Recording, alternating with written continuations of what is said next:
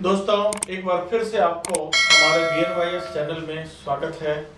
आज हम आपको मेडिकल डिग्री MBBS में एडमिशन से संबंधित चीज़ें को बताएंगे। उसमें किस तरह से आपको अपना पेशेंस रखना चाहिए, कैसे तैयारी करेंगे। जैसा कि आप जानते हैं कि 10+2 क्लियर करने के बाद आपको नीट का तैयारी करना पड़ता है। नीट के स्कोर के आधार पर ही आपको गवर्नमेंट कॉलेज, प्राइवेट कॉलेजेस, चाहे और अलग अलग सिस्टम में एडमिशन्स होते हैं। तो बेसिकली जो आज मैं बताने जा रहा हूँ कि आप अगर नीट की प्रिपरेशन तैयारी करने का अगर आपने प्लान बनाया है तो इसमें क्या लूप होल्स होते हैं और कैसे हम इस प्रिपरेशन को करें ताकि हमारा समय भी बर्बाद ना हो और ऐसा भी नहीं हो कि लास्ट में हमें कुछ भी ना मिले।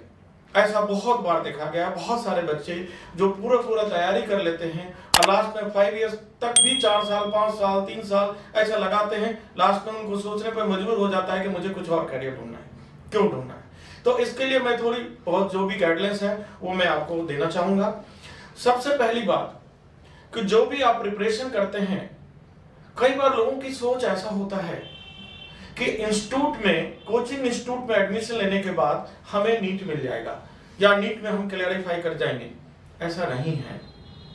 आपको कोचिंग इंस्टीट्यूट क्या कर सकता है, मैं किसी इंस्टीट्यूट का नाम लेना नहीं चाहूंगा, पर मैं इतना कहूंगा कि वो कहां तक आपको हेल्प करेगा और कहां तक आपका सोचना, समझना और आपकी समझ काम करेगी, उसके बारे में मैं बताऊंगा। अक्सर ऐसा होता है कि बच्चे फर्स्ट स्टेप में कोचिंग ज्वाइन किया और वहीं से सोच लेंगे कि नीट का स्कोर कैसे बना, कैसे एग्जाम देंगे, कैसे नहीं। सबसे पहला, इस पूरी तैयारी को मेरी जानकारी के हिसाब से, मेरे अनुभव के हिसाब से, जो मैं एजुकेशन में पिछले 30 साल से हूँ और कोचिंग से जुड़ा हुआ हूँ, जिसमें हम आपको अच्छी जानकारी भी देते हैं और समय समय पे आपको क्लास भी लेते हैं। अब सवाल यहाँ पे है कि कोई भी तैयारी के लिए 4 चीजों को, यानी आप ये देखें कि अगर आप प्रिपरेशन कर रहे हैं तो सपोज करो नीट का ही हम ले रहे हैं, तो इसमें 4 पॉइंट्स को ध्यान रखना है। सबसे पहले इंफॉर्मेशन, जो भी चीज आपका सब्जेक्ट मैटर है, information, knowledge, confidence, score board, ये 4 चीजों को आपको बिल्कुल ध्यान रखना है दोस्तों।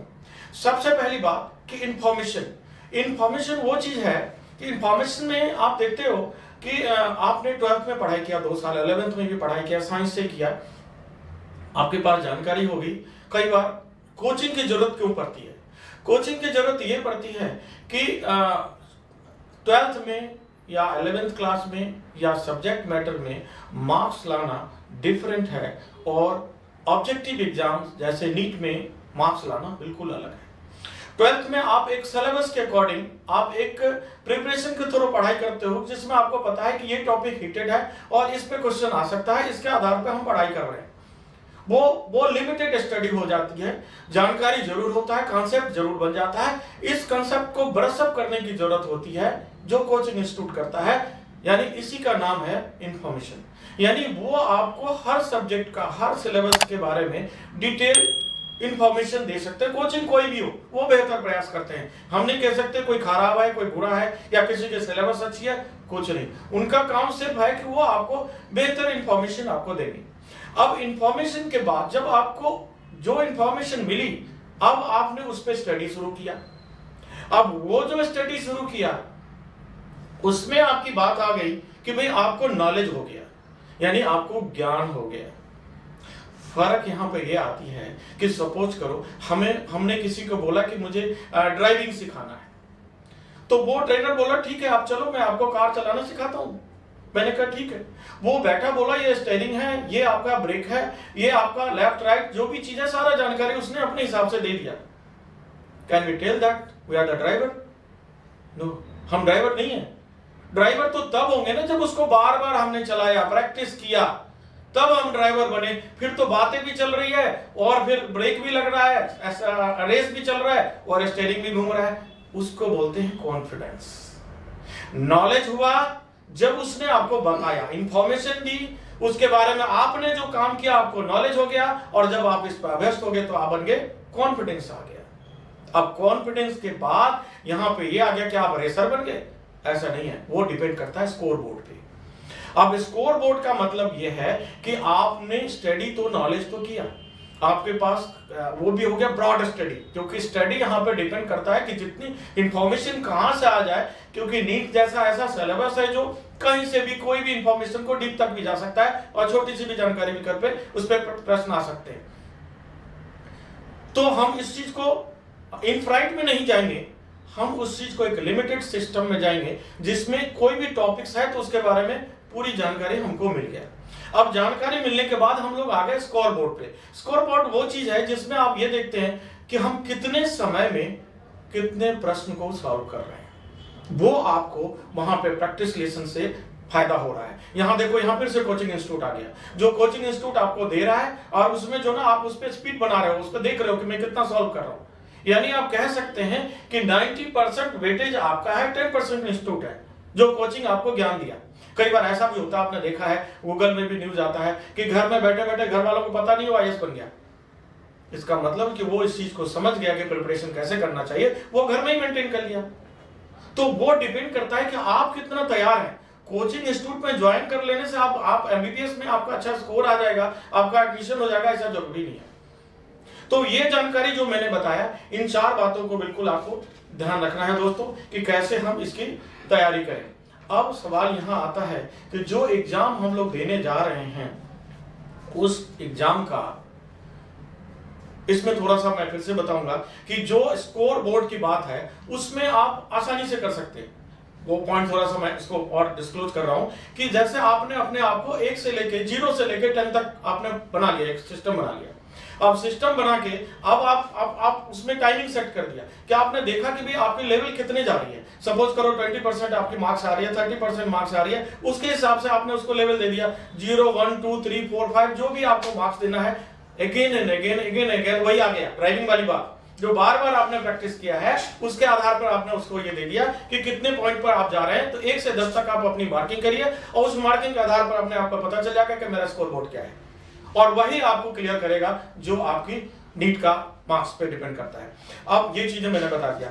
आगे अगली बातें ये आ जाती है कि हम लोग इसको किन किन चीजों के लिए नीट का एग्जाम देना होता है।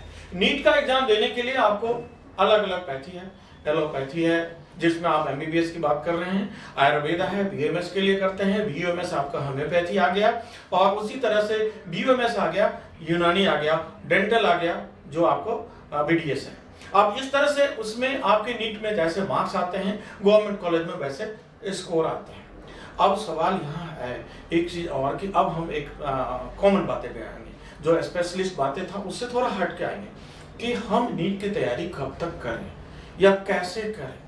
अक्सर देखा गया है कि जो भी बच्चा बायोलॉजी करके निकलता है और नीट की तैयारी करता है, वो कहता है मेरे को सबको गवर्नमेंट हॉस्पिटल मिलना चाहिए, क्योंकि पेरेंट्स ज्यादा जो भी कोचिंग इंस्टीट्यूट का फीस है 1.5 लाख 2 लाख 2.5 लाख जो फीस है वो देके आपको भेजते हैं, आप तैयारी करते हैं और सारे बच्चे उसमें करते हैं। क्या सारे बच्चे डॉक्टर बन जाते हैं?